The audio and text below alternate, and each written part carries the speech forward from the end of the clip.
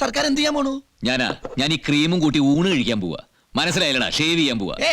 താടി മീശ കളഞ്ഞ് പള്ളിയിൽ അച്ഛനാ പോവാണോ? ഏ? ഈ കുറ്റി താടിയും പിരിച്ചു വെച്ച മീശമില്ലെങ്കിൽ സർക്കാർ വെറും സാമ്പാറാ.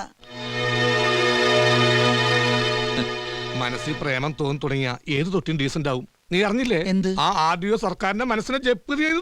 ആ ആഡിയോട് പ്രേമം മൂത്ത് സർക്കാർ മീശ താത്തും താടി വടിക്കും. നാളെ ആഡിയോന് സർക്കാർ കെട്ടുകയും ചെയ്യും. മറ്റേന്ന് ആഡിയോ ഗർഭിണിയാകും. ആഡിയോനെ കെട്ടിയ സർക്കാർ ഒരു കൊലപാതക കേസിൽ ജീവപര്യന്തം ജയിലിലും പോകും. അതിന്റെ പിറ്റേ ദിവസം ആഡിയോ ഒരു പെൺകുഞ്ഞിന് ജന്മം നൽകും. ഈ സമയത്തെല്ലാം നഷ്ടപ്പെട്ട ആഡിയോ കുഞ്ഞിനെ പോറ്റാൻ വേണ്ടി റെയിൽവേ സ്റ്റേഷനിലും ബസ് സ്റ്റാൻഡിലും തെണ്ടി തെണ്ടി കുഞ്ഞിനെ വളർത്തും. ആ പെൺകുഞ്ഞ് വളർന്നു വലുതായാൽ ആൽബത്തിൽ അഭിനയിപ്പിക്കാന്നും പറഞ്ഞ് ആരെങ്കിലും കൊണ്ട് പീഡിപ്പിക്കൂടാ. ജയിലിൽ കിടക്കുന്ന സർക്കാർ തന്റെ മകളെ പീഡിപ്പിച്ച 41 പേരുടെ ലിസ്റ്റ് വായിച്ച് ഹൃദയം പൊട്ടിമറ്റിക്കും. പിന്നെ ആരാണ് സർക്കാർ?